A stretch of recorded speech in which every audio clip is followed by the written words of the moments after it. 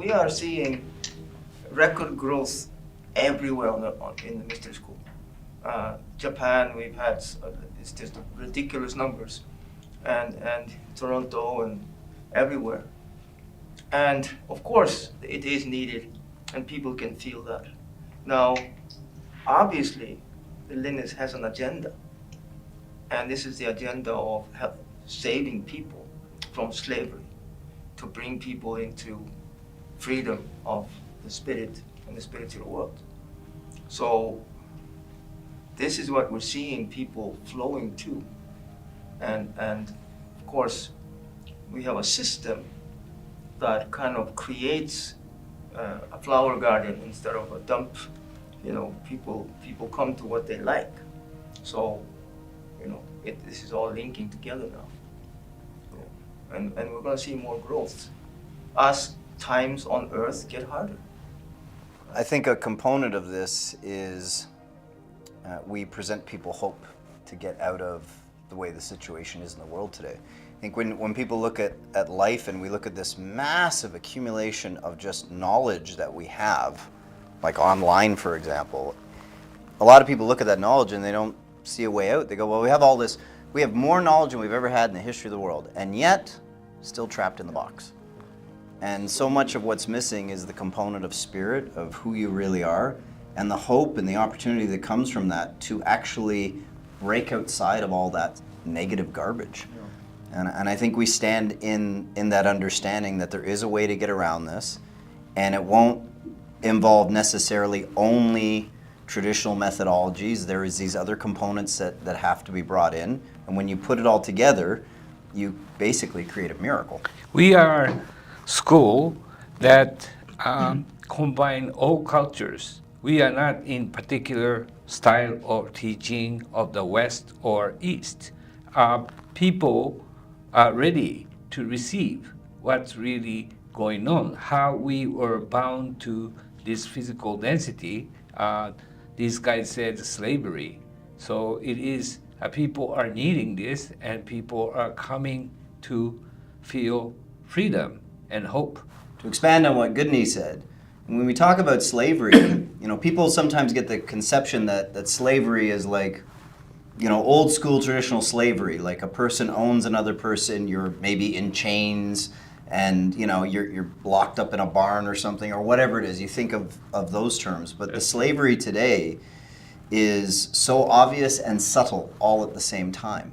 And a big part of human slavery is the fact that, you know, we are often the first master of the slave of ourselves.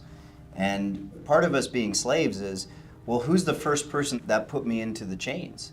And it's like, well, you did, by your beliefs, by the way you're behaving. You walked yourself right into that situation. So a big part of releasing someone from slavery is not in the traditional sense, we got to go and fight this opposing force outside of your life first, and then you won't be a slave. It's actually like, no, the first opposing force is what's inside of you that we have to address to free you. And of course, on top of that is the system society creates to keep people on minimum wages and you know, taking loans, and you know, it's like, it's just, they're not free. Yeah. People are into scarcity, but this planet is plenty. An abundant planet. Exactly. We have enough food for everybody, and the monetary system, the fiat currency or any kind of currency, it does not exist in the nature. It is creation of human. Yeah. But all the resources, everything what we need is here. That is to everybody to know exactly. A person can be as much a slave as someone who's told they have no potential to change and grow. That can create slavery. Or a person who's told they can do anything and it's unrequired to do something to get to that anything. You create the slavery in both ends of it. Yeah. The answer is somewhere in between, is to legitimately know thyself and then do something about that to get there, to get into that state of knowing thyself, which is the first place you can take your chains off, right? You know, I had a interesting conversation the other day with just a person from, you know, outside the school, and she was kind of asking me, what is this, like, who am I? I mean, I know who I am. And I said, do you really? So we started talking about this, and after a while, she was like, well, as we're talking, you start making me feel bad, you know? And I said, well, because it's not because you're realizing that it's the truth. You don't know who you are. That therefore you have not made wise choices in your life. But I think a lot of people are slaves of a certain way of thinking. They just don't know these things. They haven't been taught. I mean, what are they taught in school? You know, what does society talk about? It's this thing of so many people are in a pursuit of happiness, and then, well, okay, sounds good on paper, but don't you kind of have to know who you are and what you really want if you're going to pursue something? Exactly. And so they go running out to chase happiness, but they haven't explored who they are, what they really want, what they really desire. And often when they end up, a lot of people, you know, they might get to the place where they thought that's where happiness was, and then they go, it's not here. You're just chasing an illusion. You call that happiness. That's actually exactly what this woman said. She went like, well, I thought I was happy in my first marriage. And I said, well, you don't know who you are, and you say to someone, I love you, then that must be a lie, because you don't know who you are. Exactly. So you can't say that. Yeah. I is an unknown factor. Yes. And you can see 60% divorce rate on the planet, the facts are there. You know? People are trying to live life following your parents or society, and they have come up with this idea of happiness, which has nothing to do with true emotions and true experience. And mystery school here, we give them information and experiences and so many variety of exercise that so you will be breaking free of these conditions. Yeah. You know, I know in other cultures it's different, but obviously in Western culture people say they love things all the time. They don't really mean the way we would hermetically what love is. You know, oh, I love my milkshake, I love my dog, I love my wife. It's like, equally? That's weird. You know, like, exactly. Good milkshake is good, but that's a bit weird. Yeah. But I've always thought that because sometimes when we talk about love, love can appear to be an obligation that's required of you. Oh, I have a child, I must love my child. That is a requirement to be a parent, so therefore. But so to me, at least in Western culture, love is this interesting force dynamic, but I think like often means more to us because like is optional. And to say I like you actually is a choice I'm making, where sometimes love is a requirement, or at least people perceive it as I must love you, I don't have a choice. But liking you is something I choose to do. So I personally think in the West it's harder in a relationship to look at someone in their face and say I like you. It's almost become tripe in society to say I love you. No, I love you, man, but I don't like you. Everybody else. Yeah, and so like in a weird way, it's not the same in other cultures, has taken a higher order than love. And that's part of knowing thyself, that you can actually say that you like people. Yeah. I like the concept in Avatar, you know, I see you. Yes. You know, because that's another problem in society. People don't see each other. I mean, you can ask, actually it was done, I think it was Masters and Johnson, back in the 60s and 70s, they did research on married couples, and 90% of the men could not say what the color of their wife's eyes was. Wow. 90%. They just don't see. They didn't see their wives. Yeah. It obviously didn't happen in Japan. Everybody's brown. I think this is brown. I think they're brown. Pretty well. Yeah, I guess so. Correct, but that's pretty bad. And, That's true. And they just don't see the person. The men come into a marriage with the thought of, well, this is how it should be. And then the wife is steeped into this role of, that's how they see each other. And that's not how it should be for them. They need to see each other for what they really are. I was very lucky as a teenager. Growing up, my parents were wonderful, absolutely amazing parents. supporting me, everything, no problems with anything. And yet, 16 years old, I was like suffocating at home. Yeah. And I left, I went straight to London, I got a cord cutting, but many times I come back to this moment because I loved my parents.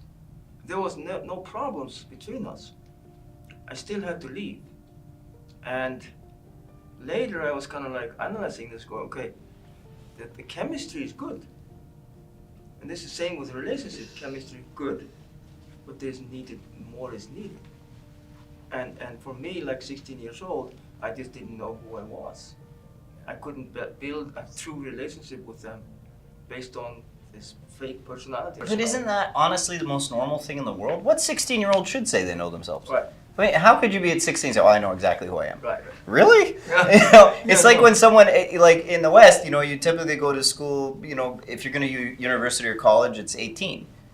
How could you say to someone, you should decide your career potentially for the rest of your life at 18? Based on what knowledge do you have about yourself? Yeah. What experiences have you given yourself, have you gone through to say, "Oh, I know exactly what I want to do and who I am"? It's so difficult to seek mentors in your life. Everybody is so conditioned. And my case, I was lost. I studied in America, and I didn't know who I was. But you had to flee kind of Tokyo, right? You kind of like Bruce Lee, they had to flee Hong Kong. You had to flee Tokyo, right? Yeah. Or kind of. Kind of. Kind of. Yeah. So I decided to become Japanese, meaning who I am, I have no idea. I have to be somebody. I have to be accepted. I have to be successful. So I want to make money. And then being Japanese, meaning I had a Japanese restaurant. I taught karate. But it is not pursuing art of culinary or martial arts. It's about my identity to be accepted. So mystery school is growing because we make people realize who and what they are without being accepted by other people. So the strong mentorship through the history of thousands of years, mystery school will set people free. And when you know who and what you are, your potential changes. So it's not just who I am today, it's what can I become tomorrow now that I know who I am today. Those emerge with that. Yeah, which is, ultimately what we talk about in the mystery school of growth, right? What's that growth? Well, first we got to start with who you are before you can grow into something greater than where you are today. Yeah, for sure. There's kind of a concept, I see it in New Age, where you're perfect the way you are. That's why I wrote the book. That's legitimately why I wrote the book, is because no, you're not, unless you're perfecting. Then you're perfect. You're perfect when you're perfecting, but when you stagnate and say, I've reached perfection, it's like, well, you're done. There's no perfection to be had unless you're growing. Right. So growth and perfection are, so when a person, we see people in these relationships, they suffer, and it's like, because to your point about a mentor, what is the outside stimulus? What choice have you made in your life to say, I need someone or something that will inspire me and push me to come beyond my ego and to address my life's questions, to really see who I am? I don't know anybody who can do that without making a choice to say, I seek this to happen. I seek this experience. It generally doesn't fall in people's laps that way. If it occurs to them, without their free will to say, I want this to happen, they generally just move away from it. Right. And so the people in the mystery school come because they voluntarily say, I want this experience. I want to be challenged. I want to be pushed. I want you to show me my shadows. I want you to show me where I'm blind. And of course, all growth is hard, but the other side of it is, what's the reward? And hard doesn't mean it's not worth it. Hard often means it's worth it, right? I always love this part of our evolution, a part that most of the students never see, have never seen. But when we were working together and you guys were being trained to take over this, we had a lot of arguments. Oh, yeah. 100%. Yeah, at school, and you called me all kinds of names and everything. And I was loving it because you were responding. A student I talk to doesn't respond to me when I try to push their buttons. Nothing happens. But this is where the growth is. Well, it's that dismissal of the opportunity to change. Right. Where, to be fair, we took it to mean something, Yeah. and therefore that Exactly. elicited a response. Yeah, you moved the right way, and I was having fun. It's like, this is awesome. Yeah, I wish I could. I know. Thank you very much. Yeah, look at us now, right? Very There's true. You nothing. get 5 points. Actually, I'll give you 6. You know, one point it really released me is that I am a spiritual being coming down to this material density to experience, so that I don't need to prove. This is not something that insignificant me try to become perfect. I am already perfect. Therefore, you got to do things gives you joy, which require discipline, all kind of things. Yeah. You know, that is really a breaking point that I could feel good about myself. But that loans itself to things too, and there's a lot in the New Age movement that all this growth, all this self-mastery, the understanding of spirit, of God, of a universal consciousness, whatever label they want to use, it's supposed to just happen naturally. If it's meant to be, it's meant to be. Right. And that to us is just, Right. completely inaccurate. There's words I want to use that would be profane. Because it's about self-responsibility. If you're not responsible for taking action for your growth, who is supposed to be responsible? Right. Right? When you're a little kid, your parents are supposed to have that influence. But when you become an adult, you're supposed to be looking at yourself and saying, I need to grow, I need to change.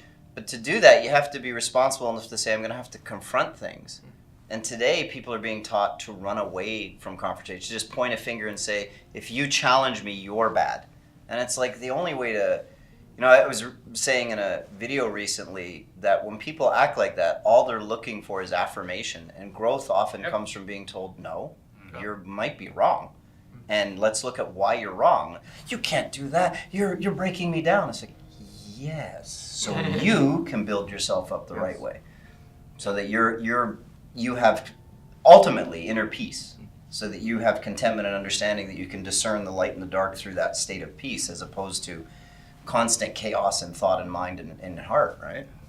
I mean, the mystery school lineage is a path, and it's almost like an obstacle course. And you go through certain obstacles, and your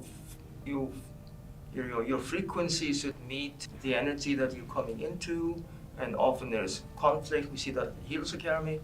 People are crying, or I don't want to do this. All of that comes out. And as further down the lineage you go, the path, the obstacles get sometimes harder. But this is what it is. This is what's, polishing the diamond. Yeah. But if you're not worth it, who is in your life? Right. Not to make it sound selfish, but it's your life. And if it's not, if your life isn't valuable enough for you to actually do work on yourself, well, I don't know what you want out of life. I really don't. Exactly. And that's why we say the most important thing in life is to know thyself. You say, well, how could anything else be more important? Because you can affect society through that process. It's not like it's limited or isolated from influence in the world. Knowing thyself often means you can actually do more good in the world, not less. And you don't have to be in a state of perfection, which we all see sometimes as students, right? Well, I'm going to start helping when I'm perfect. Yeah. When I've solved all my it's like, well, then you're never going to do anything, right? You have to work from the imperfect state with an understanding that you're going to keep doing better, right? You don't have all the answers, and it's okay. Just keep doing it. Little bit different point. Blavatsky, Madame Blavatsky, she traveled to India, and she was asked once, what are you doing in India? She was a big woman, had hard time breathing, and India hot, and bad food and water back then, 120 years ago, 140 years ago. And she said, I'm looking for the keys for the salvation of the human race. But the keys to the salvation of the human race are not going to be found in India when it comes to, if we're looking at the issues of society. The issues of society, each society has different issues. We have different issues in Japan than Canada or US and UK, etc. She's talking about a much higher perspective. And the perspective we have in the lineage is that we are eternal beings. which means we're gods. We have never been born, we can never die. This is the perspective we're coming from. This is that spiritual teaching. So the lineage is not going to come down and solve the issues of society to create, a free society. We want people to remember who they are. I am God, and therefore these issues have nothing to do with me. So that's where the magic comes in. It elevates us to a much higher level, and we just don't care about these things. I was lucky when I was young to see these things. I could see. So I never entered the, what do you call it, the rat game? Rat race. Rat race, yeah, the rat race. So, and I could see these, the cards are how do you say, the cards are stacked against you. Yes. But of course, people have to walk a path. This doesn't happen overnight. Yeah.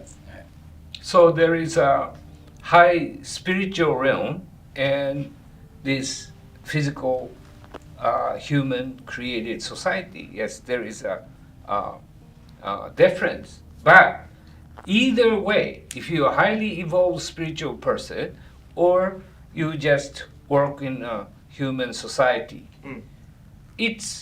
they have world view. They have a value system built in it. And that is creating certain situation in society. Now, we have magic that is fair and gives you a freedom. That can be applied if we teach metaphysics and alchemy and magic and put it into the practical application. How we can use what we've been teaching. So it will create ideal society when you adapt this idea into practical solving problems. Yeah. I would say that behaving and thinking in a mediocre way builds a mediocre life. Yeah. If the only lessons you take from life come from simply other people only and their version of the way things should be, then all you will build is something that's already been built before. Right. You will replicate nothing new, nothing different. And magic says, well, what happens if things were a higher potential than any of that? So, we have our definition of magic that we use, changing something from nothing and something else to something else sort of thing. And sometimes I say, but magic can also be that which causes change that your mind refuses to accept. And I think a part of what withholds us, in fact, 100% withholds us from using that magic is our mind. Because magic is in opposition to the mind. It's quite ridiculous to the mind to think of magic. And so, to Gunny's point about, living down in the mundane world, I would say that's another way to put it, don't live in the world of the mind. To apply magic, you have to live in a world of magic to use magic. You can't be down in the mind. If you're in the mind, you're not going to have very influential magic. And so much of Mystery School is about, hey, we accept that this mind is a force, but we want to limit its influence. Let's move up to a higher perspective on how we can live. And if we live from up there, then the stuff of the mind is less bothersome. So the first thing we teach in our first program is I am God. So I say I am God, which means I am a royal being. That's why we see mediocrity taking over on this planet right now. Yeah. It's killing, it's fighting against this I am God royalty program. Yeah. That's what the main thing we're doing in the Mystery School. And so much of the negativity is given a wide open door by the concept that I don't care and it doesn't matter. Right. These concepts, I don't care, it doesn't matter. You're like, well, that's so bad. You destroy everything then, That's really bad. And one thing I've noticed, and we're all parents. When you have a child, you get this perspective of what are you going to leave behind? What am I doing? What's being left behind? And so you sit there and you go, what parent wants their child to grow up to be lesser than them? Right. Every good parent wants their child to be better than what they were and do better than them. And so a part of understanding that, unless you want your child to be stuck in a world of this mediocrity, of this slavery, you need to introduce the concept that you can become greater and that you can break through this field of the mind. And a huge part of that is accessing that magic. Yeah. And not coming from the mind, but coming from the potential that's outside of that. So this story always, it's amazing. So anthropologist finds a Bronze Age tribe hidden in the forest somewhere in Africa called the Dogon tribe. And long story short, they found that they kept the secret of Sirius, the planetary system, and they wrote books about it and everything.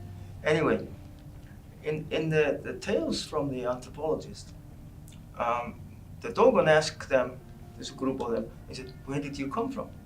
And they said, well, we came in vehicles. Show us the vehicle. So they go, and there was a river and a bench, and there was these Land Rovers or Toyota or whatever it was, Land Cruisers. And they said, we came in those. They couldn't see the vehicles because their brain had not been programmed for this. Mhm. So they had to cross the river, go up there, and touch them. Yeah. And I mean, imagine how much, that's like taking nothing to something magic. Yeah. So it's like, boom, oh wow, here's vehicles. So Yeah. this is how, if you adapt this to society today, what are people seeing? Or what are they not seeing? Yeah, the one thing I want to bring up is the fact, culture, not as a point of attack that they're coming at, but just to sort of make a point that it's hanging there with the third order, that number one, we're aware that someone could say that, and number two, what is it they're making a mistake about, right? And it's like, well, we're a culture, we're not a cult. And that's what bothers people, that we're a culture. The one axiom of a cult is it has to have a singular leader to which everyone worships. We don't have that, so we can't be a cult. I thought you were the one. I would be the worst cult leader on earth because I'm like, everyone leave me alone. Go away. I don't want you near me. Yeah, that's a good way of putting it. We're not a cultural culture. We're a culture, and that's what bothers people is like they don't believe there's a culture that can be focused on growth and love and kindness and challenging each other to do better and it's not all wishy-washy and it's like, well, if you're not wishy-washy, you're a culture. You're a cult. No. Because some people could argue, well, the army's a cult because they're tough. Right. It's like, well, being tough doesn't make you a cult. We all know that there are times that people have picked up bricks and stones and say, you guys are a cult. And even though internally we kind of laugh at that, well, externally we laugh at it too because that accusation clearly does not, no one would make that if you're inside the organization or knew us personally. It'd be like, no, kind of the opposite. But, and I think there's a misunderstanding because People accuse organizations that pursue spirituality. If it's not a religion, it must be a cult. That's the end result. It's a cult. There's no other way to do it. If there's a structure required to pursue that spiritual understanding, and it's not in a religion, it's a cult. And of course, that's very small-minded thinking, that's not critical thinking, that's not investigative, that's that mere opinion we talk about. Just gonna throw an opinion out, not study anything. Because clearly once you look inside of us, we are not a cult, but we are a culture. We do have, guidelines, policies, rules of behavior, rules of engagement, but that's the only way a person can grow. Right? You can't come, if you wanted us to help you and you came in and you said, you can't challenge me. You can't ask me to step out and be a better human being. You can't reflect back my negativities. You can't challenge my beliefs. So why are you here? Just go stand in the mirror and talk to yourself because that's what you want, right? So it's this misalignment on people who don't understand that the way we help people is through this system of doing it. And yes, we can be tough. We can bring tough love to the table. We can also be the most compassionate people you ever met. But all of that doesn't equate to a cult. It equates to a culture that you come into this organization and we say, we accept all, we love all, but there are going to be ways we're going to help you grow, and you're going to have to voluntarily go through that process. we of course we have been called a cult, and to me it's a very interesting concept, this cult. Because first of all, we come from the evolution of mystery school has been through, secret societies that maybe we could say that they were cults, but again, the definition, like you were saying earlier, the definition of cult is that there's a one leader that everybody follows, and that's not been the case. All these secret societies have had a huge administration and many teachers and all that. So it's been a school running for at least 8,000 years, and they were all called orders, hermetic order, or others would call them secret society. They didn't call themselves secret society. Yeah. Hermetic order of the Golden Dawn, for example. So we are an order in that sense, and I don't know. I don't understand when they say we're a cult. Because is it the order? Because an order has an order. There's an order to things. We do things in a certain order, and there's just again the path. So is that why they call us a cult? It's really puzzling to me, because we don't meet the criteria according to Britannica. Yeah, we're definitely a culture. Our culture of service to humanity. Yes. That's how we in the lineage have learned to grow. It's been like that for thousands of years. Where I come from, again, I wanted to be Oriental person. I wanted to be Japanese person. So I didn't know who I am. So I heavily studied esoteric Buddhism. Now I come into Good Needs class, and he was teaching me life activation. And that was a stick with a crystal and Stick in a rock. Right. It will bring your potential to highest level. I told him, you gotta be kidding. You're charging all this money and claim this is happening, you're a cult. I didn't know if I said that, but I meant that. He said he was laughing. You don't want to believe anything. I was handed down this tool from Lineage, and now I'm handing down to you. You gotta try to see if it works yourself. You judging without using it just don't happen. And I said that is true. So I used it, and it created changes to people and my environment and how I see myself. I quit being Japanese or Asian or anything. I am citizen of this earth. And the other side of it, wonderful. Our lineage offer for thousands of years. We do not welcome believing something. Believing your leader or school or whatsoever, that is create cult conditions. Right. We are, through the history, the command and demand understanding of what we teach. So things, we have to try it to see if it works. It is called alchemy. And the other side of the situation is metaphysics. You think and you need to understand, not to believe. So we cannot be a cult because of this. Do it to find out and understand what we are talking about, if it's work for you, your own discernment. It does, give you a perspective on where the world's at. And if I let myself be sad about it, I could be, because you look and you say there's so little belief that there's a potential of an organization like ours who really is imperfect and doing the best that it can, but to help the world, that no one could believe that there's that good intent there. They just can't believe that's possible. They've been burned so many times by so many people, by so many organizations, and they say, well, no, it all has to be evil intent. And you're like, actually, there's a bunch of good people in the world doing good things. Just open your eyes. Yeah. But the concept that you can grow or know the things that we offer by yourself, my answer would be, then do it. Then do it. I couldn't do it. You couldn't do it. You couldn't do it. We all required a teacher. We all required the challenge. We all required the path. But if your argument is, well, I don't think you need a path, well, then don't. It's fine by me. I mean, I wish you all the best, and I hope you make it. I hope it all works for you. It didn't work for me. And you look at, I know that a lot of the animosity that builds up in people is the joy they see in the students.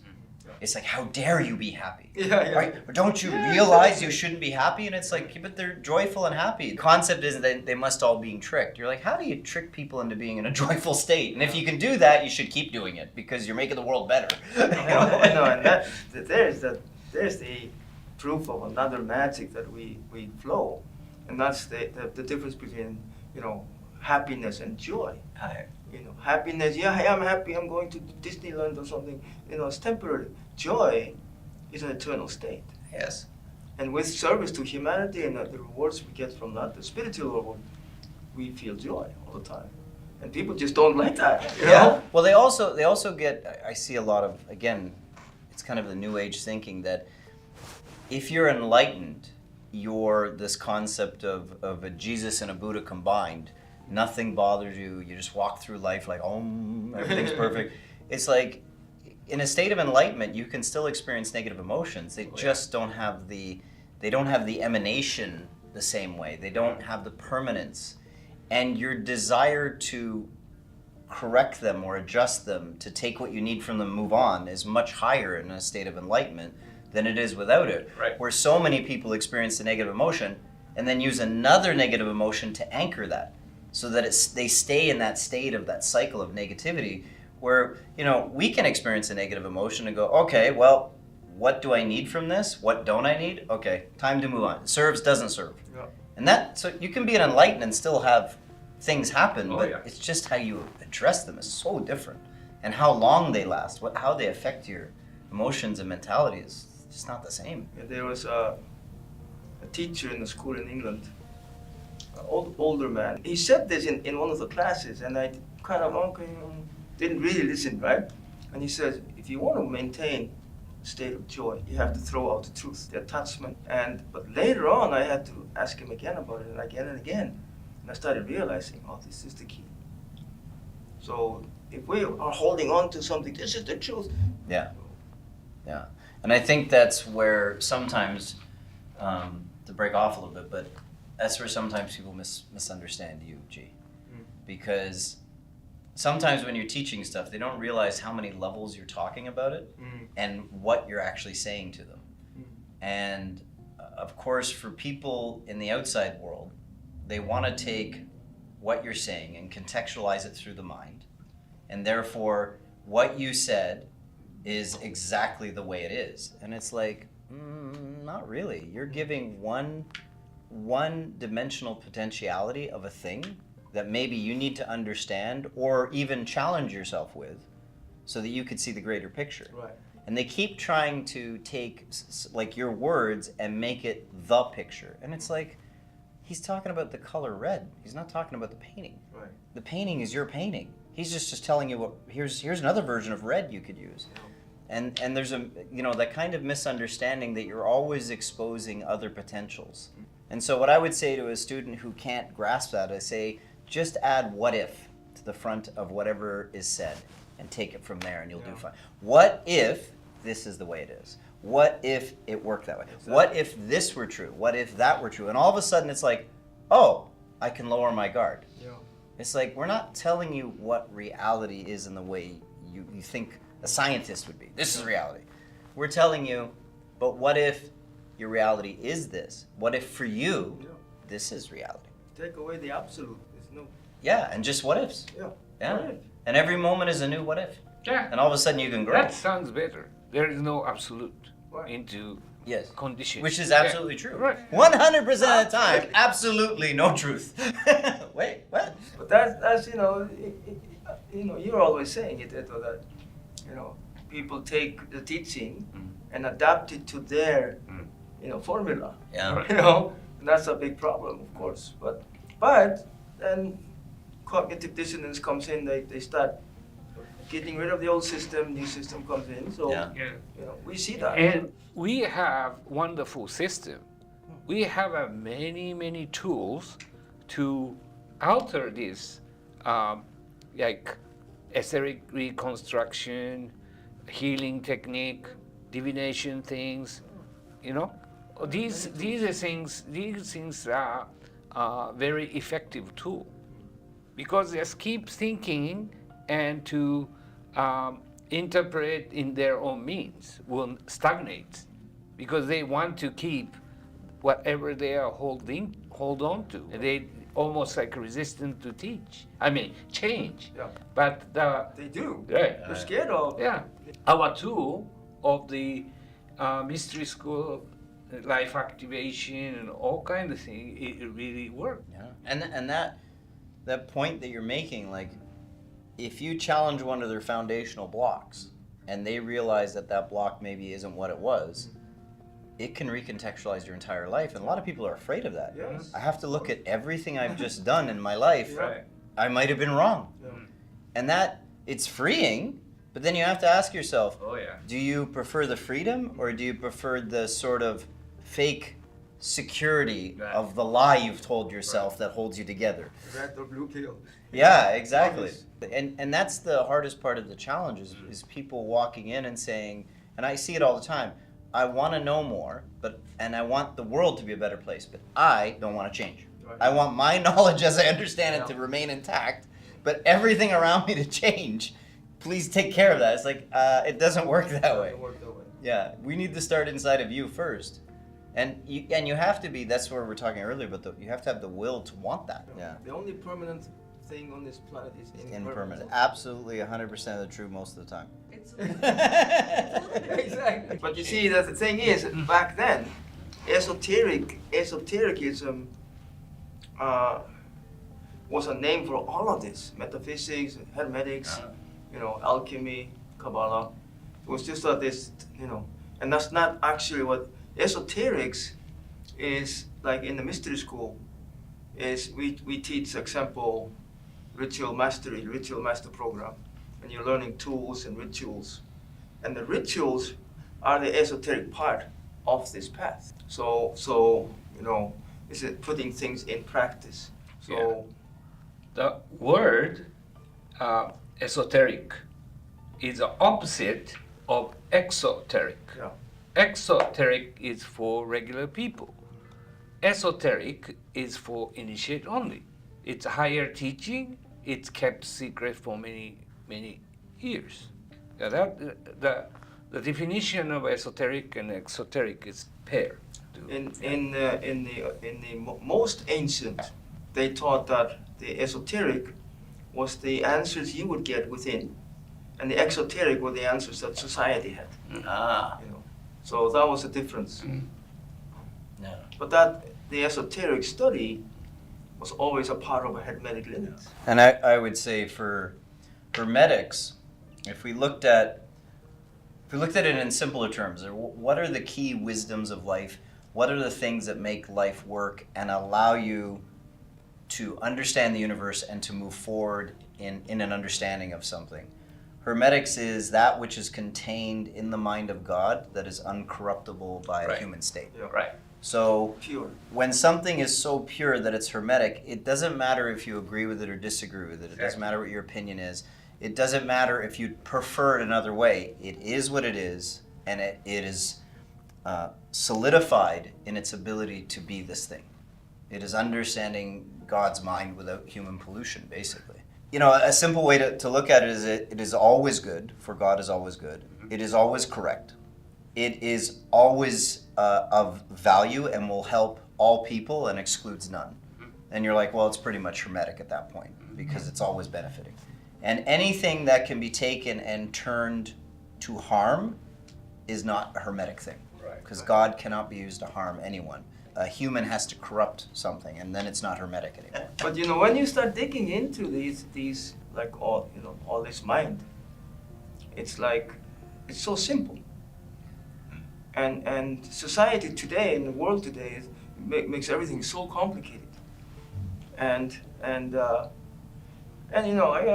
an old fart, so I have a cell phone, but my cell phone is a cell phone. I don't watch movies on it. I hardly ever go on the internet function. And just a few years ago, I learned how to text message. But a phone, for me, phone is just this is a phone, so I can call people. I remember sitting on a couch in Tokyo and saying to you, you were asking me to do something. I said, oh yeah, I'll just text them. And you're like, well, I don't do that. And I'm like, what do you mean you don't do that? No, I don't know. I don't do. It's like that was for like these kids. The kids today, they text stuff. And I'm like, it's actually really easy. Go like that and send. Put me out like, okay, send. Yeah. That was about all I did, you know. But, you know, it's not, of course it's fine to use your phone for anything and utilize technology. I love that. I love technology, but, you know, our lineage is from a much simpler mind, in a simpler way. And breaking things down into a more simple way does give you inner peace, and that's where Shambhala comes from. Utopia of peace and harmony comes from inside, you know, from our inner peace. So our tools, and you know, of course we are a hermetic tradition. These pure tools create a path that is very clear, simple, and makes life easier. So that inside you just have this feeling of inner peace and joy. Yeah, it's really interesting what you said there, because you know, it's so true. Hermetics creates huge clarity, which then simplifies life. Yeah. But a simplified life doesn't mean lesser opportunity. There's actually greater potential in the simplification of understanding it through hermetics. It's like, oh my God, I can do so many other things. All these potentials sit within me. So, as you know, it's the human mind that creates the massive complication that often hermetics just cuts through and gets right to the core. And you go, and how many times do we tell a student, I'm not teaching you anything, you remember, you already know this. Yeah. And then when you say it to them, they sit there and they say, oh, I knew that. Yeah. But why wasn't I using it? Why wasn't I thinking about it? Why wasn't I operating from that place? Yeah. Right? And then in comes Kabbalah.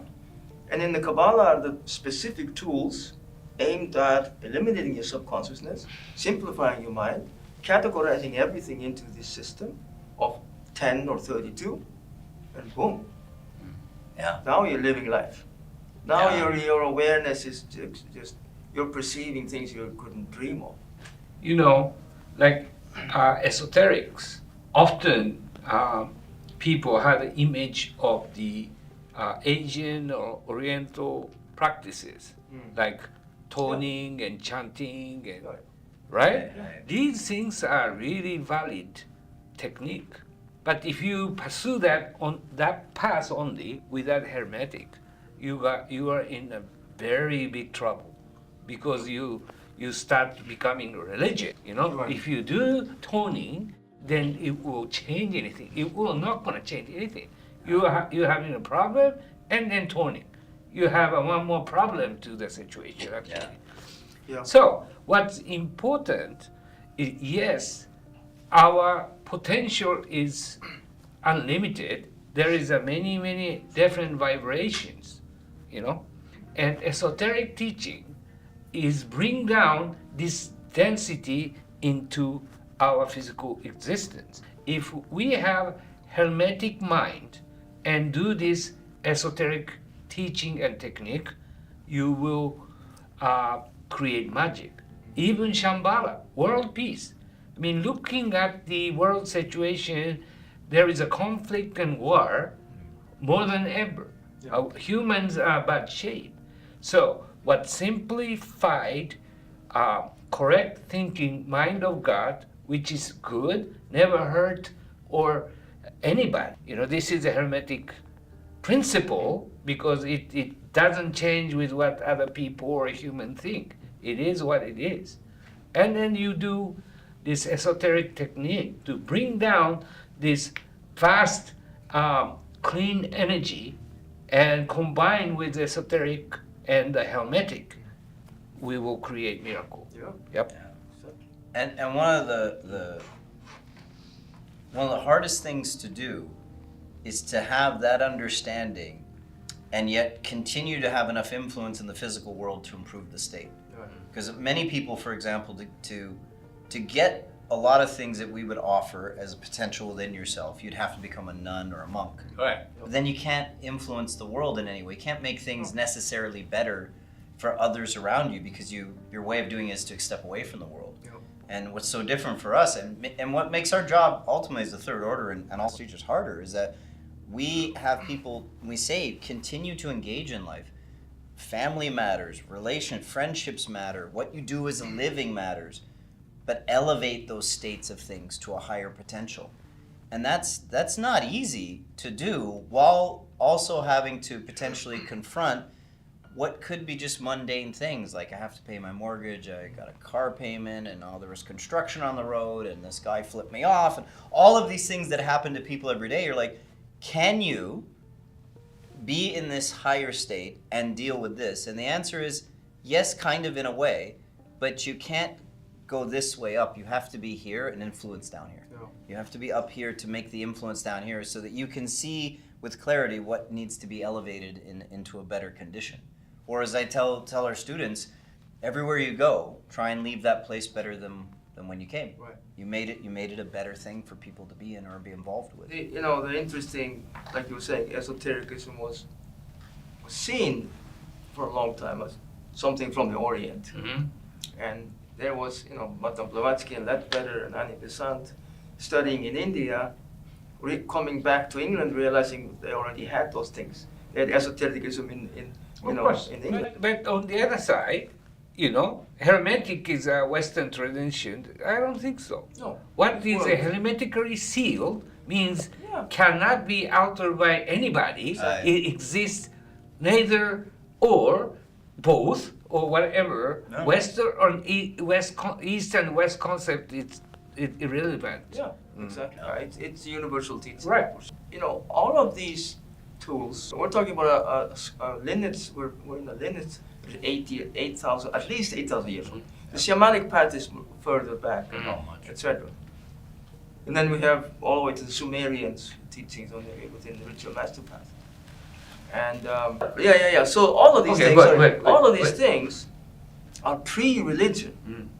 We didn't have any religions back then. Well, I mean paganism, but Right. it wasn't seen as a religion. All the religions have emerged from this lineage we have. Hermetic, esoterics, etc. That's where the religions came from. See, like toning or meditating is an essential part, especially meditation. No one did not meditate who practiced any spirituality. Reason why you do toning and sutra and mantra and you do yoga asana is to deal with issues and problem on this physical density. So you do this esoteric technique or esoteric practice, but you must deal with mundane thing to make it better. Because there is a priest class there in India called caste classes. The highest one is a Brahmin, who is a priest class. They just pray and do the ritual only. Right. Next is Kshatriya, which is a warrior clan, and merchant and slave class. So it doesn't work that way anymore. We have to be our own priest. Needs to be our own warrior. We have to be our nation. Everything you do yourself. So the danger of doing so-called esoteric program or yoga or sutra is to do that will change physical density without any challenge. That is a fault. That will create folk religion. Yeah. Oh, I pray God every day. I do this yoga pose 5 hours, so everything is good. It's very dangerous. Yeah. That's those making things absolute. Yep. This is absolute. This is the key. If someone were to say, what's the biggest flaw in religion?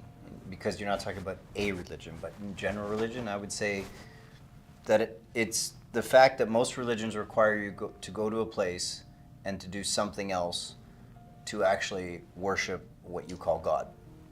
Where in the traditions of the mystery school, every day and every moment of life, you as God should be worshiping thyself, which means everywhere you go is the church, is the temple. I have the answer, and here it is, bang. Every time I have the answer, bang. And it's like, I don't think so. I don't think anyone has the one answer to all of Shambhala. No. It's a combination of all of us. But we have these questions: who am I? What am I? Where did I come from? Where am I going? What is my purpose? And then, of course, the number one question: how do I order the perfect pizza? Yeah, because Now, it's double cheese. For I've sure. been saying this for 30 years that I've been teaching, and it's not a joke because it's all about the pizza. You are creating a life. The pizza is your life, and the right ingredients is the perfect combination, all put on a circle, cut into triangles, served in a square. 3 sacred geometries. Okay, what if this is right, as opposed to that? What if the answer you thought was correct isn't correct? And the only way you can get a person there is by challenging their beliefs. And so we, as particularly ritual master teachers, have to be adaptable into what we're working with, what's in front of us. And that's class to class and moment to moment. And it's a part of what we've taken on as a contract to work with people in this way. I would say we master button pushing. We need to. But button pushing, don't you get your buttons pushed in university? And any school you go to, any training you go to? I mean, martial arts, we all come from martial arts. Oh my God. Only way to learn, in the sense they would push our buttons. Yeah? So. Well, I mean, people get their buttons pushed for watching the nightly news now. But the difference with us, we're pushing your buttons in the potential to help you to grow and understand something. And there's a contract that I will do this for you to help you. The outside world does not have that agreement with you. They're just driving on top, and if that happens to affect you, it does. And so I think, to your point, the benefit of being able to push someone's buttons and doing it well and right is a huge aspect of who we are. But if you take that outside without understanding what we're doing, you can falsely conceptualize or falsely present it as something negative. And it's like, no, it's actually a system that's worked for thousands of years, and it's a necessary system to help you understand yourself. We can see life in general for all humans as I think it was Blake who was talking about the grinding of the diamond, right? Right. And we just speed up that process. We speed up you becoming the diamond. And that's the button pushing.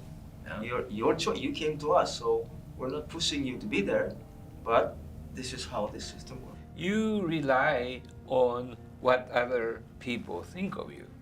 So that it's easiest way to get around people is say nothing. Look at the Japanese culture. They are so polite, avoiding conflict. Right. So you are not getting into anything. You're just keeping same thing over and over. Now, whoever tell you what it is, even if it causes turmoil and issue coming up, and especially it is valued to point out something different from what you are thinking. This is just button pushing. Otherwise, you will stay in the same way. You will never excel on anything. So whether student likes or not, I will push buttons because it's a necessary process. And we talk a lot in the lineage about relationships and how everything is a relationship. And sometimes people, there's all different kinds of relationships, but to me, a person who's truly growing and really embracing sort of a spiritual maturity is when you can look at the person who is your harshest critic, the person that maybe from their perspective, they really don't like you. They might even carry hatred. And hear what they're saying, because that harshest critic gives you the best potential to see if you really are in or out of alignment, if you're wrong or right, because they're not going to give you an inch. They're not going to give you the benefit of the doubt on anything. They're just going to hammer everything they see that they interpret as potentially not good enough. And so a part of that is being able to not agree with them necessarily, but to listen and go, that's maybe something I need to look at because this person is. And so there's an aspect of you need someone who's a bit critical towards you. You need someone, but who loves you in that criticism or in that challenge, and who desires you to become a better human being, not by conforming to what we said, but by conforming to a better, joyful version of yourself. And so there's a lot of, I can't affirm your beliefs, but I can certainly challenge them. You know, you have to affirm your beliefs through direct experience of what you think is so. Well, my one hope, because I see us, we're here at the, the prophecy, and the prophecy is in full blast right now. And so hard times, we don't have time for personal drama. Get out of your way, get out of your own way to evolve and get to your highest human potential. That's my hope. We try to do this all the time with our students when we need it. The world needs that right now. We need more warriors of light for this battle that is raging right now. Miracle is always outside of your mind frame. So whoever listens to this, hope and do the things that will require to do the world peace will definitely fulfill prophecy. The world's peace is coming. For me, I guess the thing that I would hope for the most is that a person can look inside themselves, accept their self-worth, and most importantly, accept the impact they have in the world. And if they can accept that, then maybe they can accept that it is through that impact things can change and get better. They have to accept you do make a difference. And really what you're thinking and saying and doing right now will make the world better or worse. That's the thing. Every human being counts. They really do. And that lack of self-worth is, that we call it godlessness, but it's so many levels of that I don't make a difference. I can't make a difference. Nothing I say or do changes anything. And it's like, it doesn't change anything because you don't believe it changes something. But it can make it better. Yeah, it's the propaganda. Propaganda of evil. Propaganda of evil. That you are not valuable and what you do won't make things better. And it's like, yes, of course you can. Every person has a key. Every person has a role. Okay, let's go get pizza. Pizza! We're done.